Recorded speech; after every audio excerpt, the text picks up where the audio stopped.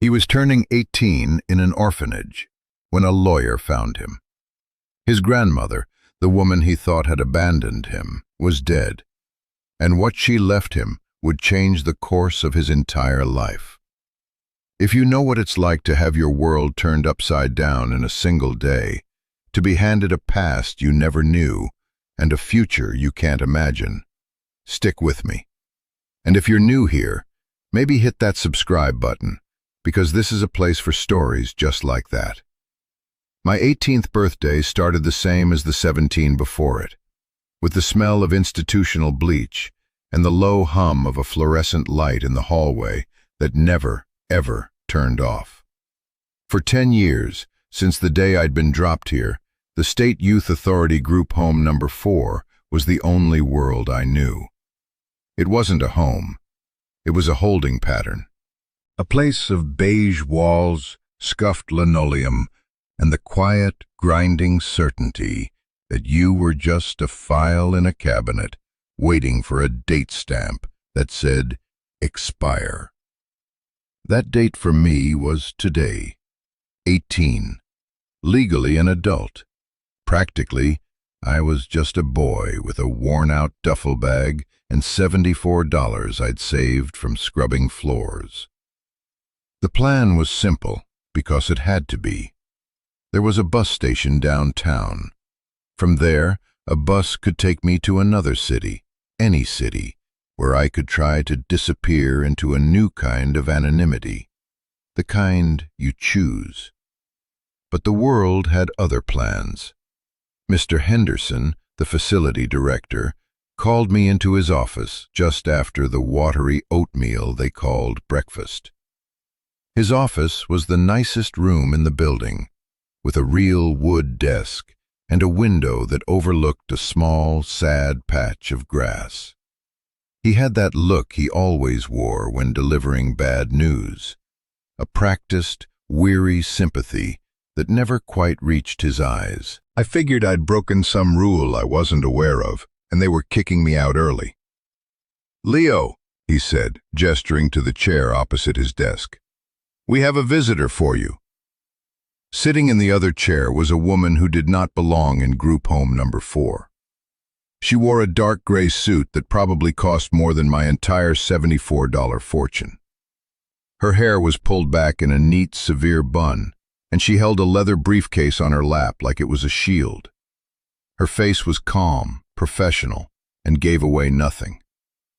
"Leo, this is Ms. Albright," Henderson said, leaning back in his chair, clearly eager to be a spectator. "She's an attorney." An attorney. My blood went cold. In my world, lawyers meant trouble. They were the people who showed up when you were being formally charged, or when your parents were officially terminating their rights. They were the architects of the paperwork that defined your life.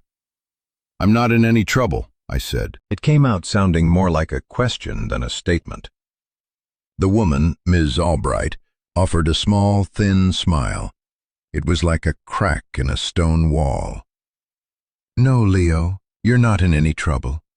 My name is Catherine Albright. I was the attorney for your grandmother, Eleanor Vance." My breath caught in my throat. Grandmother. The word felt alien. It was a name from a different life, a ghost from a story I could barely remember. I had faint, sun-drenched memories of a woman with flour on her hands and a laugh that smelled like cinnamon. I remembered a wide porch and the feeling of swinging my legs from a wooden chair that was too tall for me. And then, nothing.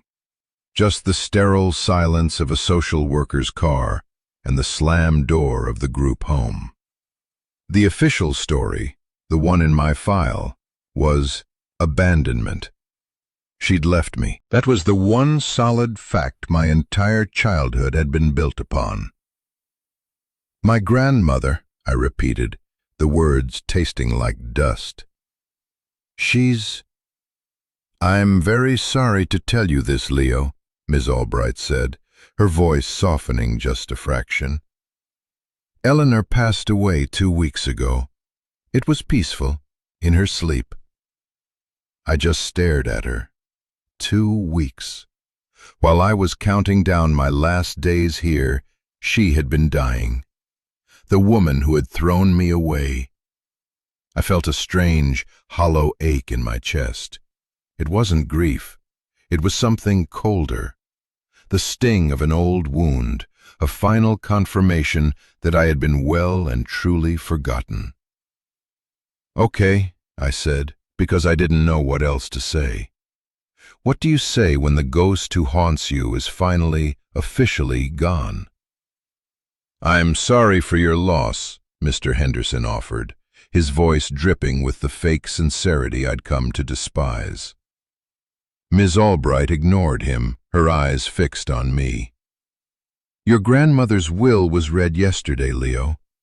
She had a very specific set of instructions. As of your 18th birthday, which is today, you are the sole beneficiary of her estate." I blinked. Her estate? Yes, her property. The house, the barn, and the surrounding 120 acres of land. It's all yours. The room went silent. The hum of the fluorescent light in the hall suddenly seemed deafening. Mr. Henderson's jaw had gone slack. He was looking at me, really looking at me, for the first time in 10 years. I wasn't a case file anymore. I was a property owner. I looked from his stunned face to Ms. Albright's calm one. I felt a laugh bubble up inside me, a hysterical, broken sound. She left me. She threw me away like garbage. And then she left me a farm. It made no sense. Nothing made any sense. "Why?" I finally managed to ask, the word barely a whisper. Ms. Albright's professional mask slipped for a second. A flicker of something real, something human, crossed her face. "Sympathy." "That," she said, her voice low and careful, "is a question I believe you'll have to find the answer to yourself. She left you more than just the property, Leo." She slid her briefcase onto the desk, the clasps clicking open with 2 sharp snaps. Inside, she produced a large manila envelope. It was thick, heavy. My name was written on the front in a shaky, elegant script I didn't recognize, but felt in my bones. "She left you the keys," Ms. Albright said, placing a small, tarnished brass key on top of the envelope. "And she left you her story." I just sat there, staring at the key. A key to a place I barely remembered, from a woman I thought had forgotten me. A place that was now, impossibly, mine. My plan had been to run, to disappear. But the ghost of Eleanor Vance had just thrown a chain around my ankle. A chain made of 120 acres of dirt and a past I was suddenly, terrifyingly, being forced to confront. The $74 in my pocket felt like a joke. The bus station seemed a million miles away. My life, the one I thought was about to begin, had just been hijacked by a dead woman. And as I reached out and my fingers closed around that cold, solid key, I had a feeling that the real story wasn't about what she had left me, but why she had left me in the first place. The silence that followed Ms. Albright's departure was heavier than any I'd ever known in that office. Mr. Henderson was looking at me with a bizarre mix of awe and suspicion, as if I'd just revealed myself to be a foreign prince. The power dynamic in the room had irrevocably shifted. An hour ago, I was a ward of the state he was responsible for. Now, I was a landowner, a person of substance, someone with a lawyer. The absurdity of it was a bitter pill. I clutched the manila envelope to my chest. It felt warm, or maybe that was just my own nervous sweat. Inside was the deed, a cashier's check for a few $1,000s labeled Transitional Funds, and a folded map of a county I'd never heard of. And the key. The key felt heavier than all of it. "Well, Leo," Henderson finally said, clearing his throat. "This is unexpected." "You think?" I said, my voice flat. I was still numb, floating somewhere outside my own body, watching this ridiculous scene unfold. 10 years of being treated like a piece of faulty equipment, and now he was looking at me like I was a winning lottery ticket. He started talking about options, about financial advisors, about the responsibilities of property ownership. His words were a meaningless drone. All I could think about were those faint, fractured memories. The smell of rain on dry dirt, the rough feel of a splintery porch railing under my small hands, the sound of her voice, a low hum that vibrated in my chest when she held me. How could the woman from those memories be the same one who signed a piece of paper and walked away? The narrative I had carefully constructed to survive my childhood was simple. She didn't want me. It was a clean wound, a single, sharp cut. It hurt, but it was understandable. People leave, people disappoint. It was the first and most important lesson the system taught you. But this act of leaving me everything, it didn't fit. It tore the scar wide open. It suggested a story far more complicated and painful. It suggested that I had been wrong about everything. That night, my last night in the group home, I didn't sleep. I lay on the thin, lumpy mattress, staring at the water-stained ceiling, and let the memories come. I remembered her face more clearly now. Wrinkles around her eyes from smiling, a streak of gray in her dark hair. Her hands, strong and capable, kneading dough on a floured countertop. I was 7. We were making bread. She let me punch the dough down, and I laughed so hard I fell off my stool. She picked me up, her apron smelling of yeast and something floral, like lavender. Then another memory, darker. A man's voice, angry and loud, coming from behind a closed door.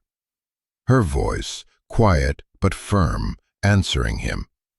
I was told to stay in my room. I sat on the floor, pressing my ear to the wood, trying to understand the jagged, sharp-edged words. I couldn't make them out, but I could feel the fear coiling in the air. The next day, she told me we were going on a trip. She packed a small bag for me with my favorite dinosaur pajamas and a worn-out stuffed bear. Her face was tight, her eyes shadowed. She drove for hours in her old pickup truck, the one with a cracked dashboard. She didn't talk much. We ended up in a clean, bright office with a woman who smiled too much. My grandmother knelt down in front of me. Her hands were trembling. "Leo, honey, you're going to stay here for a little while," she'd said, her voice thick. "It's a safe place. I have to go take care of some grown-up business. I love you. Don't you ever forget that." I remember clinging to her leg, crying, not understanding. She pried my fingers away, kissed my forehead, and walked out the door without looking back. That was the last time I ever saw her. A little while had turned into 10 years. Grown-up business had become permanent abandonment. "I love you" had become the most painful lie of my life. And now, holding this key in my hand, I had to wonder, was it a lie? Or was it a promise she had just kept in the most confounding way imaginable? The next morning, I packed my single duffel bag. A few changes of clothes, a toothbrush, a dog-eared paperback. The sum total of my life. I walked through the common room, past the other boys who were already forgetting my existence, their faces buried in bowls of cereal. No one said goodbye. In this place, departures were silent, like ghosts slipping through a wall. Mr. Henderson walked me to the front door. He shook my hand, a gesture so out of place it felt like a scene from a movie. "Good luck, Leo," he said. "If you need anything." He let the offer hang in the air. I just nodded and walked away, not looking back. I didn't want to see the door to group home number 4 close behind me. I just wanted to feel the certainty of it being shut forever. The bus station was a chaotic symphony of noise and desperation. People rushing, people waiting, people with nowhere to go. For the first time, I felt a kinship with them. I was one of them now, untethered. I found the ticket window and pushed the folded map Ms. Albright had given me under the glass. "A one-way ticket to a town called Oakhaven," I said. The man behind the counter, bored and tired, punched a few keys. "That'll be $42. Bus leaves in an hour. Gate 7. I handed over more than half of my life savings, and he handed me a thin strip of paper. My ticket to a new life, or maybe just to an old one. I had an hour to kill. I sat on a hard plastic bench, the duffel bag at my feet, the manila envelope clutched in my hands. I was officially free. No rules, no curfews, no Mr. Henderson. I could do anything, go anywhere. But I was on a bus to Oakhaven. I was following a ghost. Was this my choice, or was it hers? The line between the two felt blurry, indistinct. I was a puppet whose strings were being pulled from beyond the grave. The bus ride was 6 hours long. 6 hours of watching the world transform through a grimy window. The dense gray towers of the city gave way to the sprawling, identical houses of the suburbs. The suburbs bled into strip malls and highways, and then, slowly, into something else entirely. The concrete and steel receded, replaced by wide-open fields, patches of dense forest, and long, empty stretches of road. The light changed, too. The harsh, reflected glare of the city softened into a golden, late-afternoon glow that spilled across the rolling hills. It was a landscape I hadn't seen since I was a child. It felt like traveling back in time. I spent most of the ride staring out that window, my own reflection a pale, ghostly, superimposed image on the passing scenery. A boy with tired eyes and a tense jaw. A boy who looked like he was bracing for an impact. I kept replaying that last day with her in my head. Her trembling hands. Her promise that it was a safe place. The lie, or what I had always believed to be a lie, that she loved me. What kind of love leaves a 7-year-old boy in the hands of strangers and never comes back? What kind of grown-up business takes a decade to resolve? The questions circled in my mind like vultures. For every question, my anger provided a simple, brutal answer. She didn't want the burden. She found a way out. The farm, the inheritance, it was just guilt, a final, grand gesture to clear her conscience. It was a neat, tidy explanation. It protected the wound. But the key in my pocket felt heavy with a different possibility, a more complicated truth. The bus rattled and hissed, pulling me from my thoughts. We were slowing down, turning off the main highway onto a smaller 2-lane road. A faded green sign announced, Oakhaven, population 1,243. The town was little more than a crossroads. A single main street lined with brick buildings from another century. A post office, a grocery store with a peeling sign, a gas station, a diner with a flickering neon "open" sign. It was quiet, the kind of quiet that feels heavy, full of unspoken histories. The bus wheezed to a stop in front of the diner. "Oakhaven!" the driver yelled, not bothering to turn around. I was the only one who got off. I stood on the sidewalk, my duffel bag slung over my shoulder, as the bus pulled away with a cloud of diesel smoke, leaving me in a profound silence. The air smelled different here. Clean, earthy, with the sweet scent of cut grass and damp soil. It was the smell from my memories. A wave of dizziness washed over me. I was a stranger here, but my body remembered it. I felt like a ghost haunting the edges of my own past. I looked at the map Ms. Albright had given me. It was a hand-drawn addition to a printed county map. A red circle marked the town, and a thin, spidery line snaked out from it, ending at a small square marked Vance Property. It looked to be a few miles out of town. There were no taxis, no Ubers, just a setting sun painting the sky in shades of orange and purple. So I started walking. The walk was long. The sidewalk ended a few blocks from the town center, and I was left on the gravel shoulder of the road. Cars were few and far between, their headlights cutting through the growing twilight. The sounds of the country began to emerge from the silence. The chirping of crickets, the low croak of a bullfrog in a distant ditch, the rustle of wind through the tall stalks of corn in the fields beside the road. It was both peaceful and unnerving. I felt exposed, a solitary figure in a vast, indifferent landscape. After what felt like an eternity, I saw it. A rusted mailbox, half hidden by overgrown weeds, the name Vance, barely visible in faded, peeling paint. Behind it, a long gravel driveway disappeared into a tunnel of ancient, overhanging oak trees. This was it.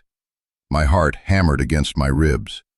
I took a deep breath and turned off the road, my feet crunching on the loose gravel. The trees blocked out the last of the dying light, and the temperature dropped. It was like entering another world. The driveway was longer than I expected, winding through the trees for at least a quarter of a mile. And then the trees opened up, and I saw it. The house. It stood on a gentle rise, silhouetted against the twilight sky. It was a simple two-story farmhouse, with a wide porch wrapping around the front. The white paint was peeling, and one of the shutters hung at a drunken angle, but it stood straight and proud. To the left was a large, imposing barn, its red paint faded to a dull, dusty rose. The fields around the house were overgrown with weeds and wildflowers, swaying gently in the evening breeze. It wasn't abandoned, it was just sleeping. I walked up the 3 wooden steps to the porch, my footsteps echoing in the quiet air. They were the first human sounds this place had heard in weeks. I stood before the front door, a heavy, dark wood door with a small leaded glass window at the top. I pulled the key from my pocket. My hand was shaking so badly it took me a moment to fit the key into the lock. It turned with a stiff, grinding click that seemed impossibly loud. I pushed the door open. It swung inward with a low, mournful groan. A wave of air washed over me from inside. It was the smell of a place that had been sealed for a long time. The smell of dust, of old wood, of dried herbs, and something else, something faint and familiar. The scent I associated with her. Lavender. My throat tightened. I stepped across the threshold, leaving the world I knew behind, and entering the house my grandmother had built. The house she had died in, the house that was now mine. I was home, and I had never felt more lost in my entire life. I stood in the entryway for a long time, letting my eyes adjust to the deep gloom inside. The last vestiges of sunlight filtered through the dusty windows, casting long, distorted shadows that made the furniture look like sleeping beasts. Everything was covered in white dust cloths, turning the room into a landscape of pale, silent ghosts. A grandfather clock stood silent against one wall, its pendulum still. A staircase with a beautifully carved newel post rose into the darkness of the second floor. It was a house frozen in time, waiting for someone to press play. I dropped my duffel bag by the door and started to explore, my footsteps muffled by the thick layer of dust on the hardwood floors. I moved slowly, cautiously, as if afraid of waking something up. I pulled the sheet off a sofa in the living room. It was old, floral, but well made. On a side table next to it was a stack of books and a pair of reading glasses, left exactly where she had put them down for the last time. It was an archaeology of a life. Every object was a clue. The kitchen was at the back of the house. It was large and airy, with a huge farmhouse sink and a worn wooden table in the center. A calendar on the wall was still turned to a month that was 2 weeks old. A single coffee mug sat in the drying rack by the sink. The intimacy of these small details was suffocating. This wasn't just a property. It was the physical evidence of a life lived without me. The anger I'd been nursing for a decade began to feel thin, brittle. It was hard to hate a ghost when you were standing in the quiet center of her life. I made my way up the creaking stairs. There were 3 doors on the second-floor landing. The first opened into a bathroom, clean but dated, with a clawfoot tub. The second was a guest room, tidy and impersonal. The third door was slightly ajar. I pushed it open. It was her bedroom.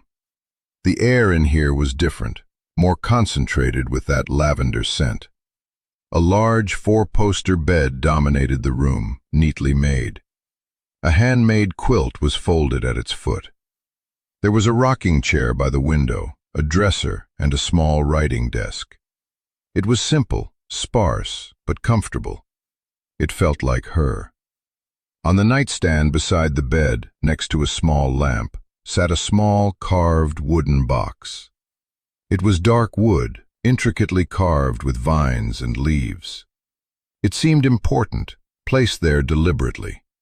I picked it up. It was heavier than it looked, and it was locked.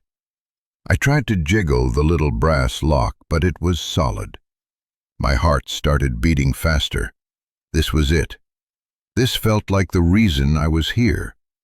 I remembered the key Ms. Albright had given me. It was for the front door. But on the same ring was a second, much smaller, more ornate key. I'd barely noticed it before. My fingers trembled as I pulled the keychain from my pocket. I selected the small key and inserted it into the lock on the box. It was a perfect fit. I turned it, and with a soft click, the lock sprang open. I lifted the lid. Inside, nestled on a bed of faded velvet, were 2 things. The first was a thick stack of letters, at least a dozen of them, tied together with a faded blue ribbon. The handwriting on the top envelope was the same elegant, shaky script from the manila envelope. My name, Leo. The second thing was a single newspaper clipping, yellowed and folded into a neat square. My hands were unsteady as I picked up the clipping first. It seemed less intimidating than the letters. I unfolded it carefully. It was from a small local paper, the Oakhaven Chronicle. The date was printed at the top. It was from almost 12 years ago, not long after she had left me. It was a small article, buried on page 3. The headline read, "Local man implicated in racketeering probe."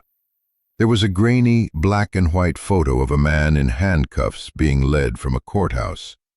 He had a smug, defiant look on his face. He looked vaguely familiar. I read the first sentence of the article. James Vance, 34, of Oakhaven, was arrested yesterday in connection with an ongoing federal investigation into a loan sharking and racketeering operation with ties to organized crime in the city. Vance. James Vance. My father. I had no memory of him. My file said, "Father unknown." Another lie. She had known. She had known all along. My mind reeled. The angry voices behind the closed door.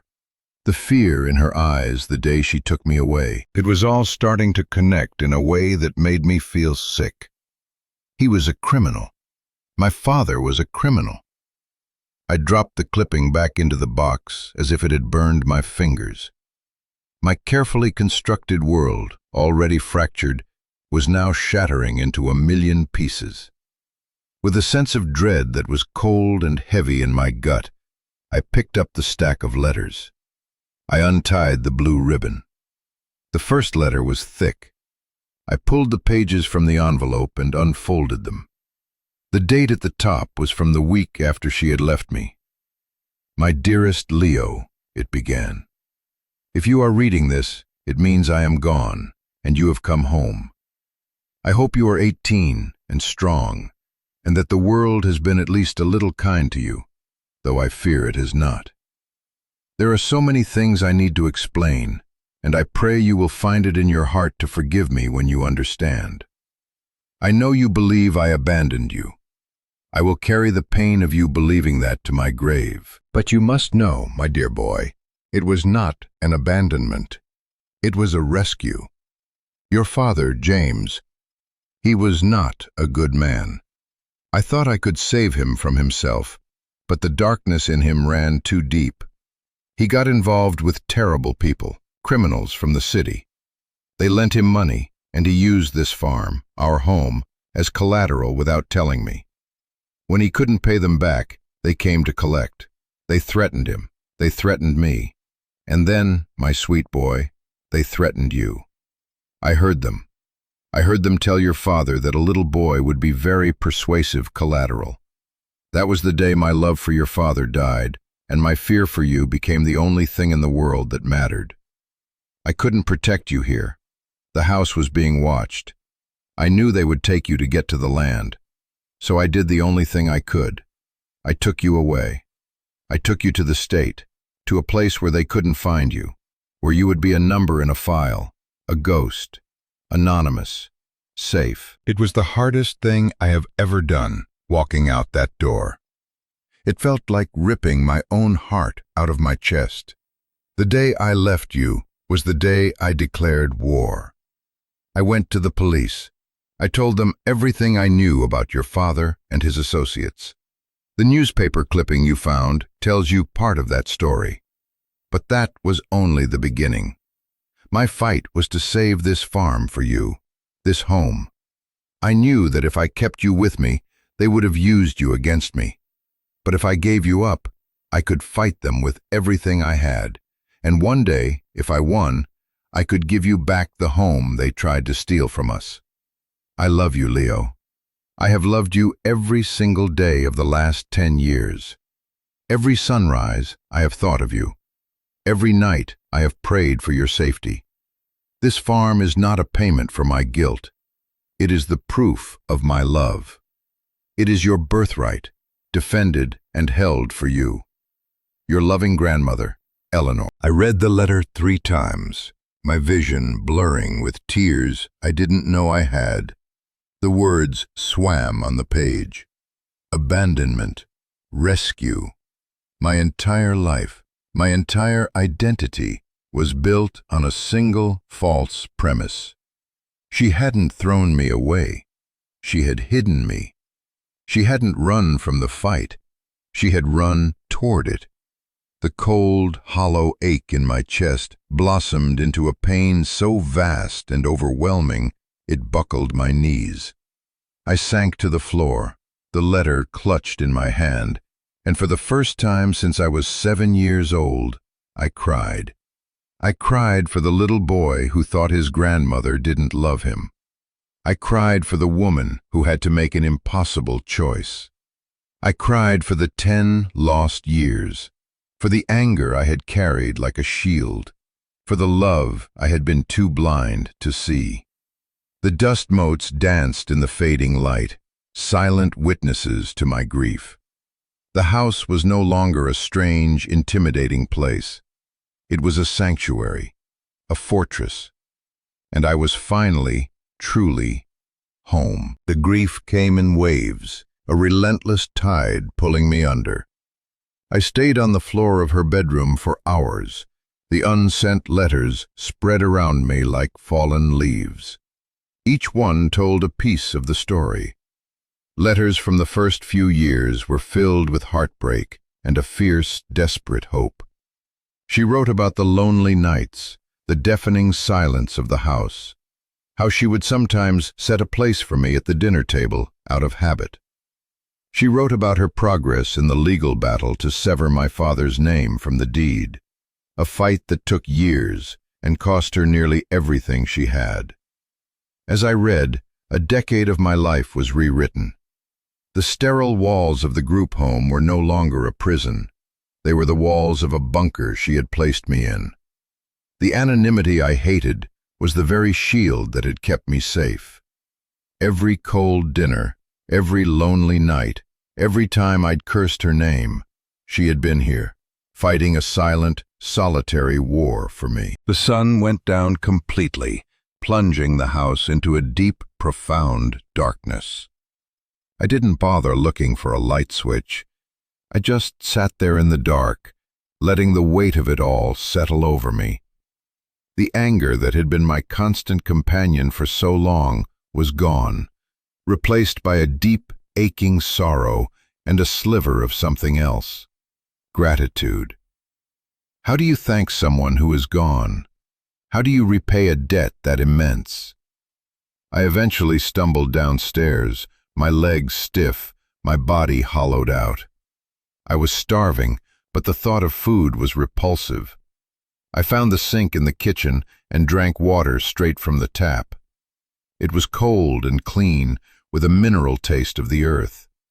It tasted like the place it came from. I wandered into the living room and collapsed onto the floral sofa, not bothering to put the dust cloth back on. I fell into a sleep so deep it was like a black, dreamless void. I woke to the first pale light of dawn filtering through the windows. For a moment, I didn't know where I was. The unfamiliar shapes of the furniture, the smell of dust and lavender. Then it all came crashing back. I was in my grandmother's house, my house. I sat up, my body aching. The exhaustion was bone deep, but the hysterical edge of my grief had softened into a quiet, heavy sadness. I knew I had a choice to make. The cashier's check from Ms. Albright was still in the envelope. It was enough to live on for a few months. I could sell this place. 120 acres, even with a run-down house, had to be worth a lot of money. A developer would snap it up in a heartbeat. I could take the money and run. Go to that city I'd planned on, get an apartment, a job, and never look back. I could leave the ghosts and the painful memories behind and start fresh. Truly fresh this time. It was the easy path, the sensible path. For a moment, the temptation was overwhelming. Freedom. No responsibilities, no haunted history. Just cash and a clean slate. I got up and walked back to the kitchen. The morning light was stronger now, illuminating the room. On the kitchen table, where the single mug sat in the drying rack, was a pile of mail that had been collected from the mailbox and placed there, probably by a neighbor. It was mostly junk, but at the bottom of the pile were several thick, glossy envelopes. The return address was for something called the Pine Ridge Development Group. I picked one up. It was addressed to the estate of Eleanor Vance. I tore it open.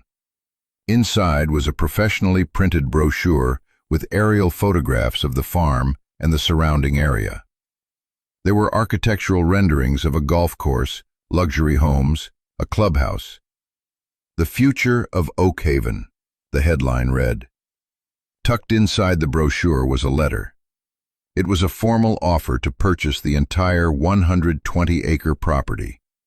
The number they offered made my head spin. It was more money than I could possibly imagine. Enough to live comfortably for the rest of my life. Enough to erase the group home, the poverty, the feeling of being nothing. It was a ticket to a different world. My hand trembled as I held the paper. This was the easy way out, gift-wrapped and handed to me. All I had to do was sign, sell the land, sell the memories, sell her sacrifice. I could walk away from it all, a rich man. I thought about it. I really did. I thought about a new car, a nice apartment, never having to worry about money again. It was a powerful dream. But then I looked around the kitchen. I saw the worn spot on the floor in front of the sink where she must have stood for countless hours. I saw the nicks and scratches on the wooden table, each one a mark of a life lived. I thought of her letters, of her lonely, decade-long fight. She didn't fight for a piece of real estate. She fought for a home. She fought for me. Selling it would be the real abandonment. It would be like saying her sacrifice meant nothing, that it was all just a transaction. It would be the ultimate betrayal. My choice was suddenly, painfully clear. Now listen, if you've made it this far into my story, I want to ask you something. Have you ever been faced with a choice like that? A choice between the easy thing and the right thing, between running away from your past and turning around to face it. It's a moment that defines you. It's the moment you decide who you are going to be. For me, standing in that quiet kitchen, holding a multi-million-dollar offer in one hand and the weight of my grandmother's love in the other, that was the moment. The money was tempting, I won't lie. It promised a life without struggle. But her sacrifice promised something more. It promised a life with meaning. Let me know in the comments if you've ever had to make a choice like that. I want to hear your stories. Because I think these are the moments that connect all of us. Now, let's get back to what I decided to do.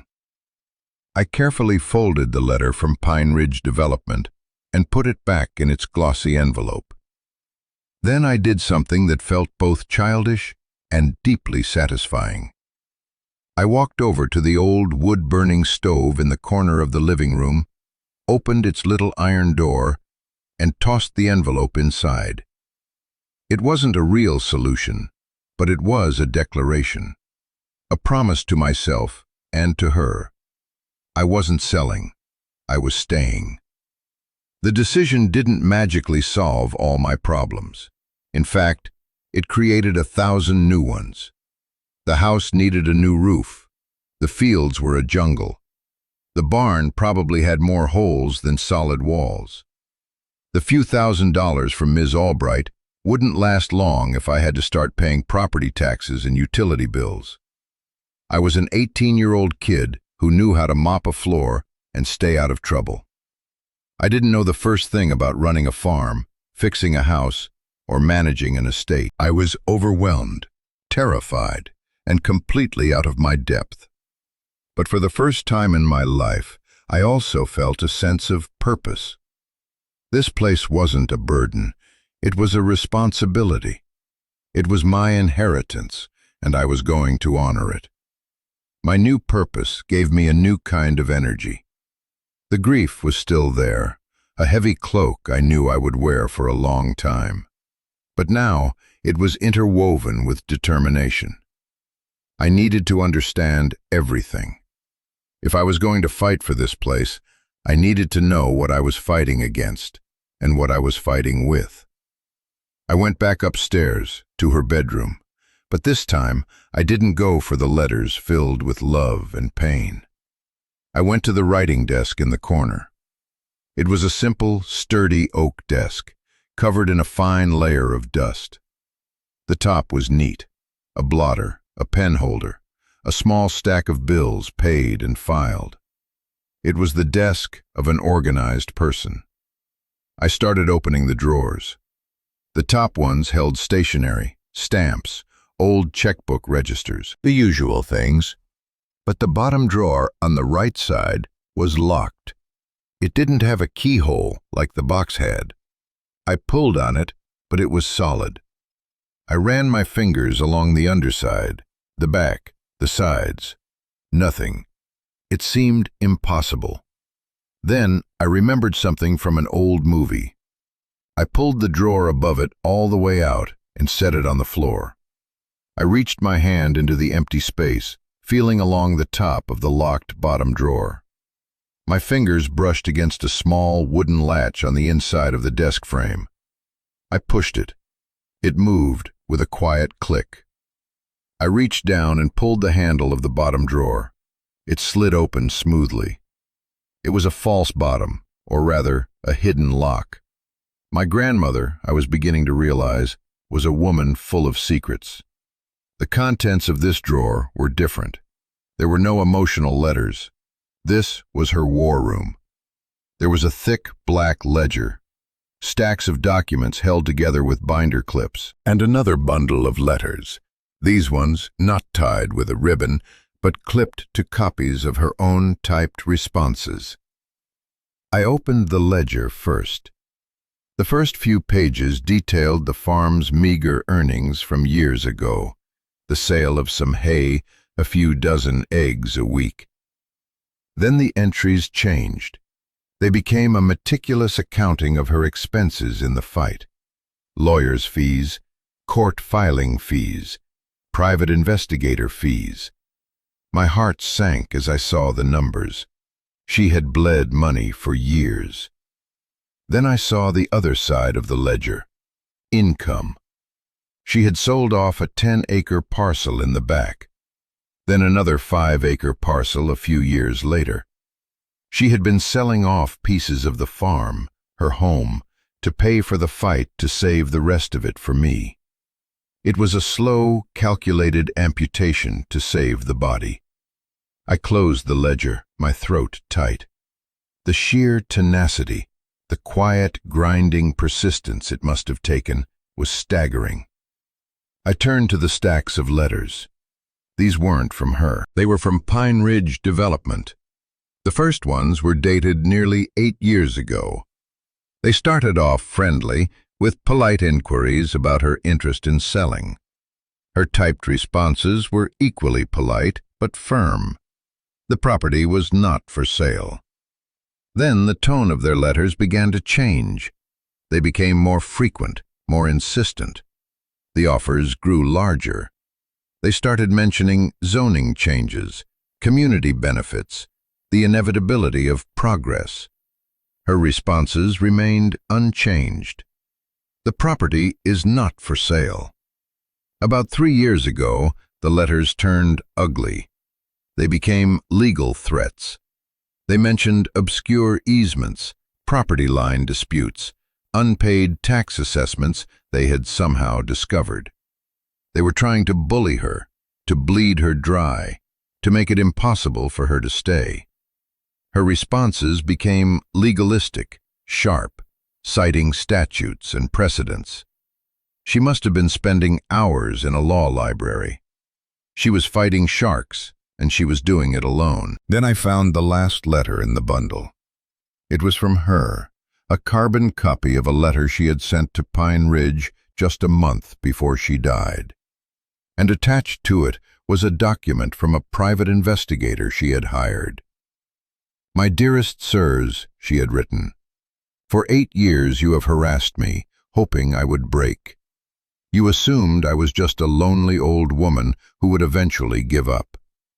You were wrong. I know who you are. I know that your primary investor is a holding company with direct financial ties to the same criminal organization my ex-husband was a part of. I know this isn't about development. This is about an old debt you feel you are owed. You are not developers. You are vultures attempting to finish what your friends started a decade ago. The attached report from my investigator, along with a full history of your harassment, has been filed with my attorney. It has also been sent to the State Attorney General's office and the investigative desk of the city newspaper. This farm is not, and will never be, for sale. Any further contact from you will be considered harassment and will be prosecuted to the fullest extent of the law. You are not dealing with James Vance anymore. You are dealing with me, Eleanor Vance." I sat back in the chair, stunned. She hadn't just fought them, she had won.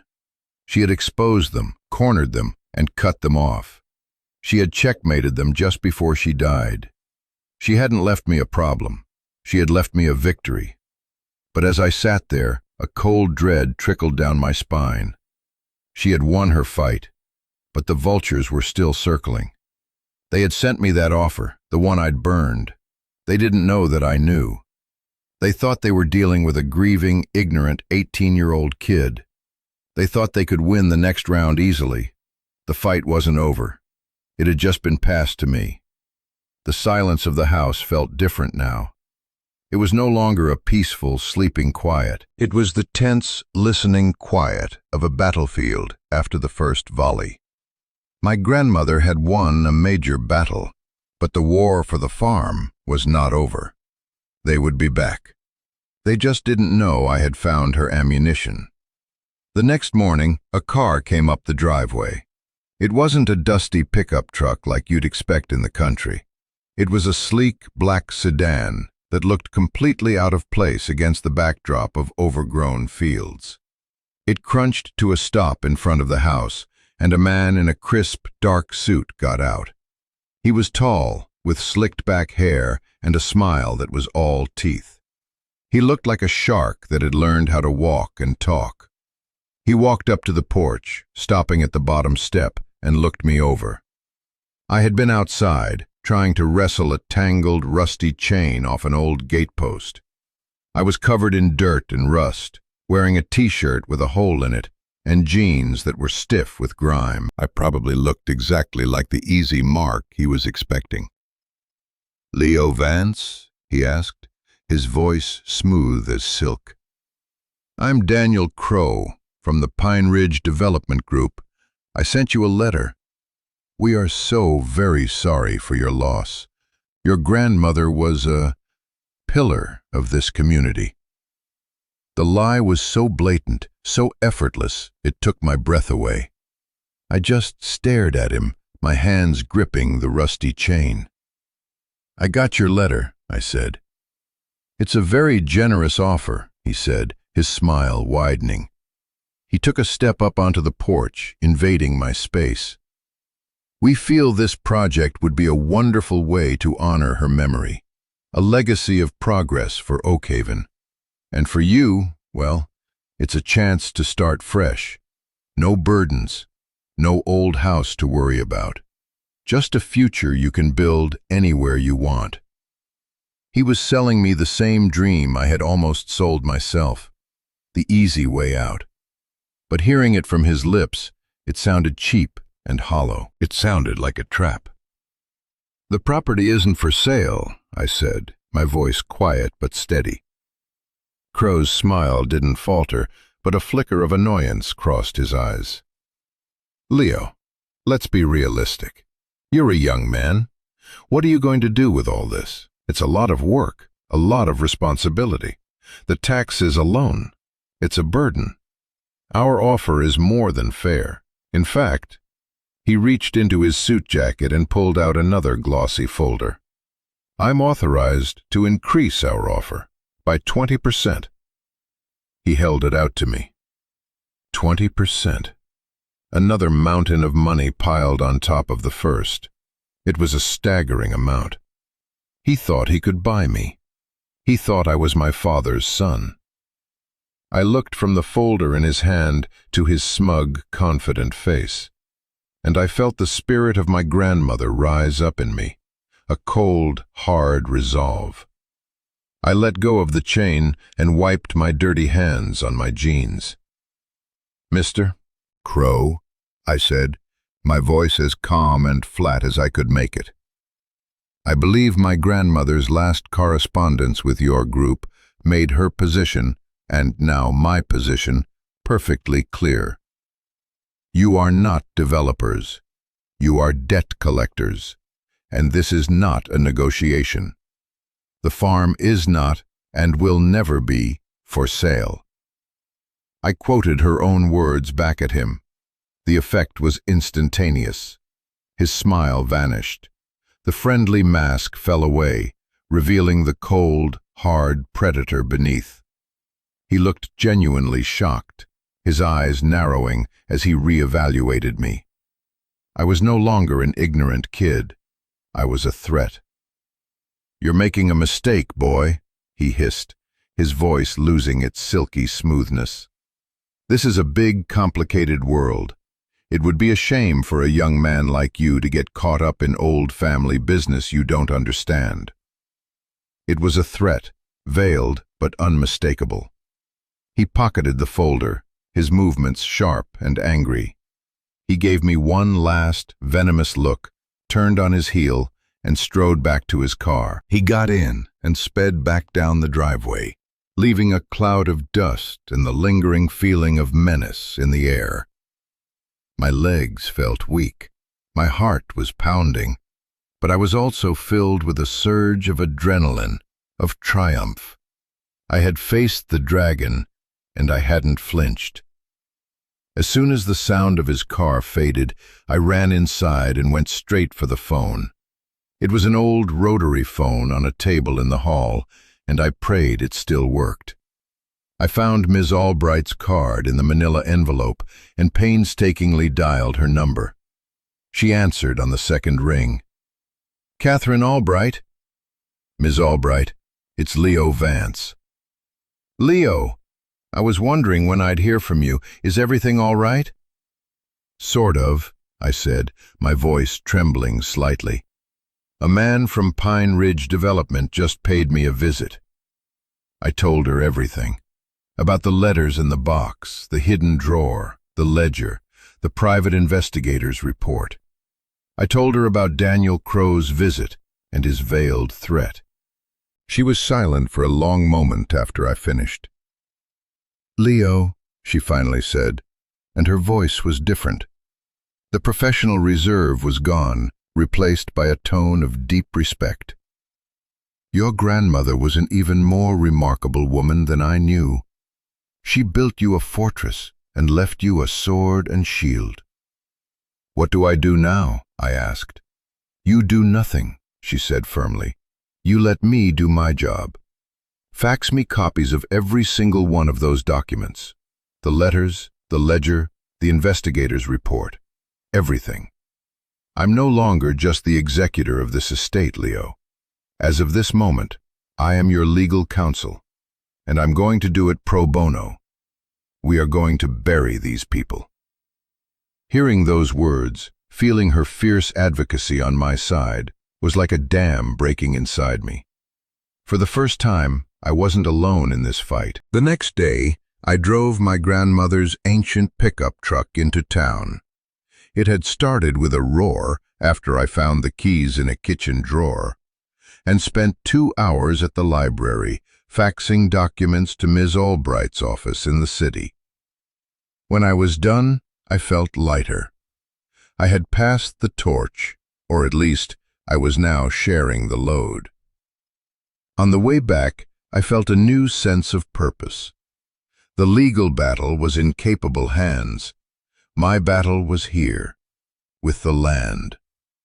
I stopped at the hardware store in Oakhaven and bought work gloves, a new blade for a rusty handsaw I'd found in the barn, and a box of nails. When I got back to the farm, I didn't hesitate. I walked out to the sagging front porch, found the weakest board, and got to work. Prying up the rotten wood, measuring a replacement from a stack of old lumber in the barn, sawing it to fit. It was hard, clumsy work. I hit my thumb with the hammer twice, but when I finally nailed the new board into place and stood on it, feeling its solid strength under my feet, a feeling of profound satisfaction washed over me. I was fixing something that was broken. I was rebuilding. As I was cleaning up, an old man on a bright green tractor chugged to a stop on the road at the end of my driveway. He watched me for a minute, then shut off the engine and ambled over. He was wiry and weathered with kind eyes. "You must be Eleanor's boy," he said, his voice a low, gravelly rumble. I nodded. "Leo." "Henry," he said, offering a calloused hand. "Live just down the road. Knew your grandmother my whole life." We shook. His grip was like iron. "She was a fighter, your grandma," he said, looking at the house. "A real fighter. Stubborn as this damn dirt. Glad to see someone's here to keep it going. He looked at the pile of rotten wood I'd pulled up. Porch needs work, huh? Among other things, I said with a dry laugh. Well, he said, turning to leave, if you need to borrow a tool or need a hand with something too heavy to lift, you know where I am. He didn't wait for a response. He just nodded, walked back to his tractor, and started it up with a puff of smoke. I watched him go, a lump forming in my throat. A lawyer in the city, a neighbor down the road. My grandmother had left me more than just a farm and a fight. She had left me allies. I was putting down roots, whether I knew it or not. Weeks turned into a month, then 2. Life on the farm fell into a rhythm dictated by the sun and the seemingly endless list of repairs. I learned that my grandmother's pickup truck was a stubborn beast that only started on the 3rd try, never the 1st or 2nd. I learned that the old well pump behind the house could be coaxed into life with a firm kick to its side.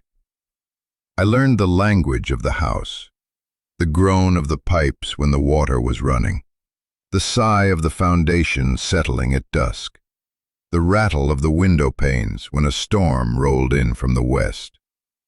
Ms. Albright called once a week. Armed with my grandmother's meticulous records, she had sent a blistering legal notice to Pine Ridge Development.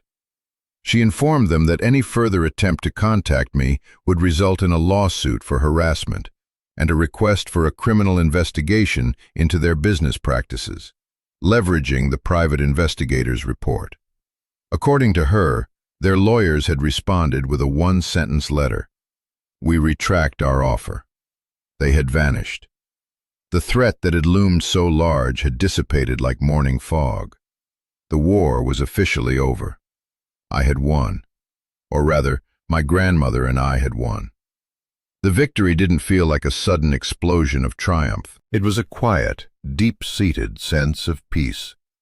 The knowledge that I could wake up in the morning and not have to look for a black sedan at the end of my driveway was a freedom more profound than any amount of money could have bought. With a legal battle behind me, the real work began, the work of reclamation. I started with the yard, a wild jungle of weeds and thorns. I spent days with a rusty scythe I found in the barn, cutting back years of neglect. Beneath the overgrowth, I discovered the faint outlines of a garden, with stone-lined beds and a forgotten rose bush that still had a few defiant, pale pink blooms. I found a stone path leading from the back porch to the barn, completely swallowed by grass. Uncovering it felt like archaeology, like revealing a secret of the land. The work was grueling. My hands, soft from a decade of indoor life, became calloused and raw. My back ached constantly. Some days I'd collapse into bed, too tired to even eat, and wonder what in the world I was doing. It would have been so much easier to sell. But then I would wake up to the sun streaming through the old, wavy glass of my bedroom window, and I would feel her presence, not as a ghost, but as a quiet strength, a silent encouragement. I was honoring her fight with every weed I pulled, every nail I hammered. One afternoon, while clearing out a corner of the barn, I found a large wooden chest tucked under a dusty canvas tarp. It wasn't locked. I lifted the heavy lid, and a cloud of dust and the smell of cedar filled the air. Inside, it was filled with her things. Not legal documents or battle plans, but personal treasures. There were photo albums. I sat on the dusty floor of the barn and opened the first one. There she was, a young woman with dark hair and a bright smile, standing next to a young man who must have been my grandfather. There were pictures of the farm when it was young, the house freshly painted, the fields neat and tidy. Then there were pictures of a baby, my father. I watched him grow up in those pages, from a smiling boy to a sullen teenager. And then there were pictures of me, a baby in her arms on the front porch, a toddler taking his first steps in the grass, a little boy with a gap-toothed grin holding up a string of fish. She had documented my early life with a loving, meticulous eye. There were so many moments I didn't remember, but here was the proof. I was loved. I was wanted. The last photo in the album was of the two of us, sitting on the porch swing. I was about 6. I was leaning against her, my head on her shoulder, fast asleep. She was looking down at me, and the expression on her face was one of such fierce, profound love that it made my chest ache. That was the woman who had fought for me, not a distant, cold figure who had signed me away, but this woman, with this look in her eyes. I closed the album, the past settling into place, not as a story of pain and abandonment, but as a complex, heartbreaking story of love and sacrifice. My own story was no longer about being the boy who was left behind. It was about being the boy who was saved, the boy who was given a second chance. I started to see the farm not as a collection of problems to be solved, but as a living thing. It was her legacy, her final letter to me, written in wood and stone and dirt. The porch wasn't just a porch. It was where she had held me as a baby.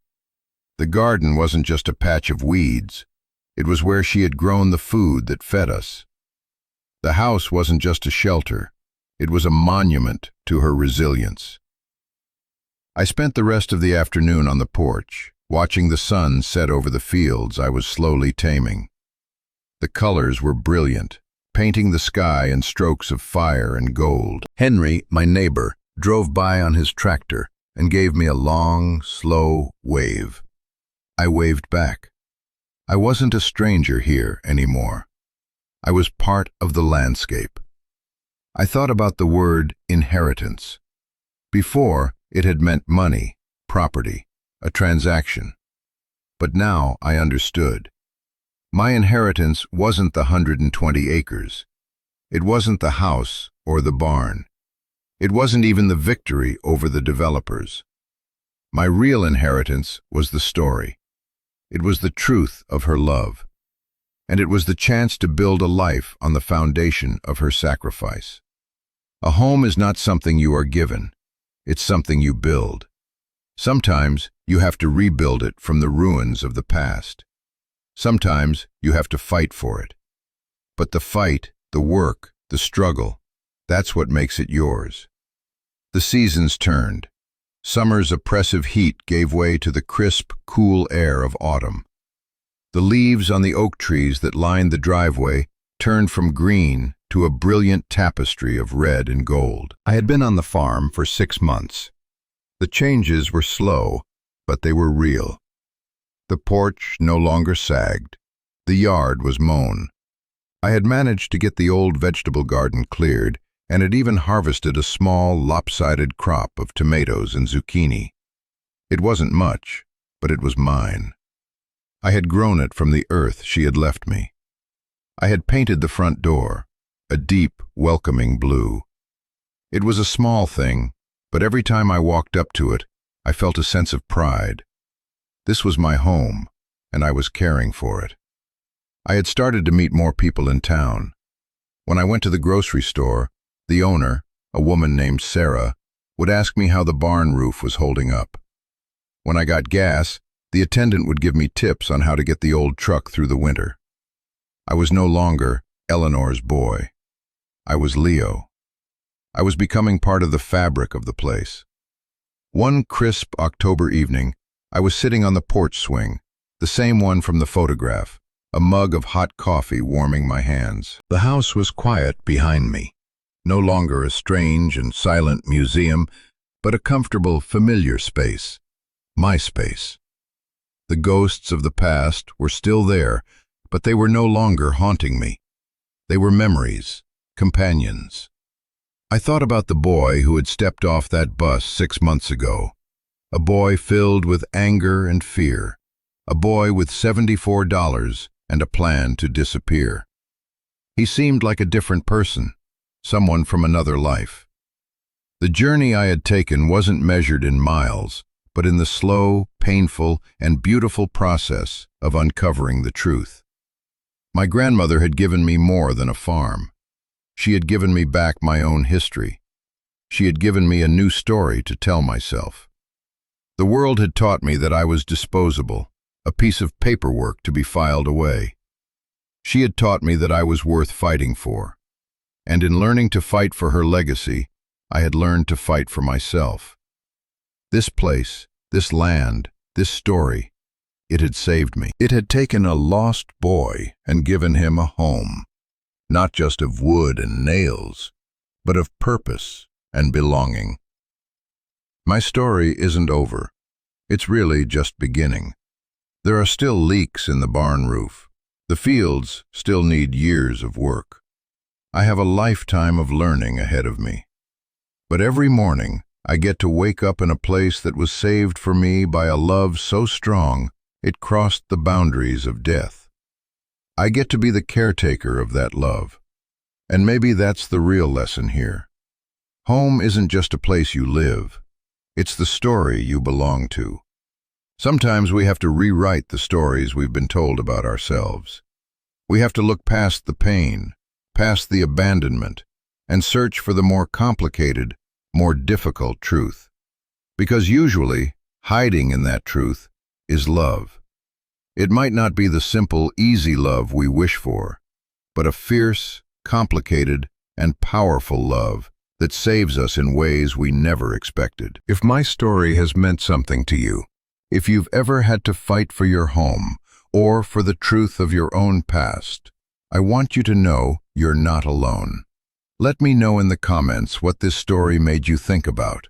I read every single one, and I believe our stories are how we build a community. So please, subscribe and be part of this one. A community built on the idea that our deepest scars can become our greatest strengths, and that everyone deserves a place to call home. Thank you for listening. I turned back to look out over the fields, the last light of the day fading behind the hills. A sense of peace settled over me, as solid and real as the new board under my feet on the porch. I was home. I was finally home.